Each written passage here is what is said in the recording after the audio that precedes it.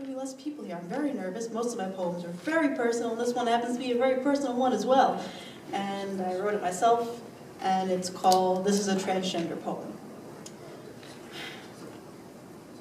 This is a transgender poem. This is not a symbolic soliloquy on hope, prejudice, rising above the intolerable masses. This is a hopefully eloquent compilation of facts. Fact number 1, Leila Alcorn committed suicide by stepping in front of a truck at the age where most of us find out who we are. She was an artist, but her own family makes a mockery of her masterpiece of a soul by misgendering her on her tombstone and praying for their son, Joshua. Fact number 2, most of you know who Leila is because she is dead. Fact number 2, most of us only hear about our brothers and sisters in trouble and in the wrong bodies when they are scrolling on headlines and television, reminding us for a fleeting moment that these kinds of horrors exist, the wounds of the flesh and the heart and the way someone's body can trap them like Houdini's box, but not all of them are the best magicians. Not all of them have the money or the means to don the right disguise to make sure they can disappear into the male-female blue-pink safety zone where they are respected.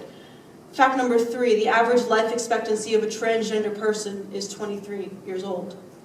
We do not live to see what brilliant futures we have in this life because our beautiful, unfortunately mismatched bodies are mangled with stab wounds, angry men's fury at being tricked, gunshots the neighbors swear were firecrackers, blades dragged across our arms and legs because no one bothered to tell us we are worth our own lives. When we say we aren't your sons, your daughters, we learn to fight before we learn to love. Fact number 4, yes, I said we. Fact number 4, I am transgender. Fact number 5, what most people don't realize is that you don't come out only once. It is a constant burden for everyone you meet, everyone you know, everyone who chooses not to know your name. That same look crosses everybody's face, but for some that is the last glance they will ever give you.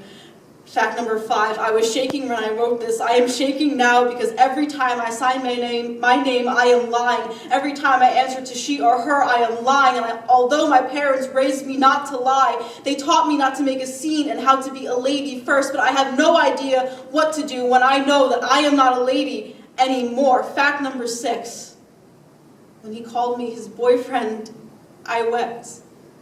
I cried into my pillow the entire night until I fell asleep, and when he asked me why, I choked back my tears and told him I finally felt right. I told him about the fear of being rejected, staying unhappy because I thought no one else would even try to put up with my gender nonsense, how I wish every day that I could crawl back into that pink box where boys liked me and girls were jealous of me, and I told him about the death threats and the fear and how I was afraid to question anyone who called me a girl, even when it stung, like rubbing alcohol on a fresh wound over and over again. He makes sure to remind me I'm his favorite boy every day, and he doesn't care what story my body tells at the end of the day as long as he knows who I am, and I love him for that.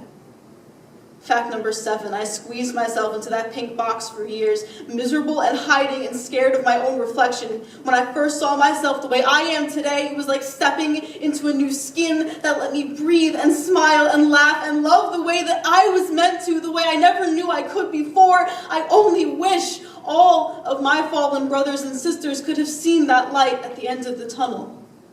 Fact number 8, some people would rather shove me back into that box by force than accept me for who I am, but I am not going to hide anymore. I'm not going to trick myself anymore. I'm not going to trick anyone. Fact number 9, people say that watching the news has become impersonal. We are a digital age, staring vegetative and unfeeling at the catastrophes of the world unfolding before us, until those bombs start hitting home. As a living, breathing, flesh and blood human being standing in front of you, I'm begging you to change our statistics. My community is strong, but we cannot win alone. Healthcare, surgery, shelters, therapy, and support all come at a cost, but so does burying a child, a sister, a brother, a friend. Know our names before we are dead. Fact number 10, we are artists, we are scientists.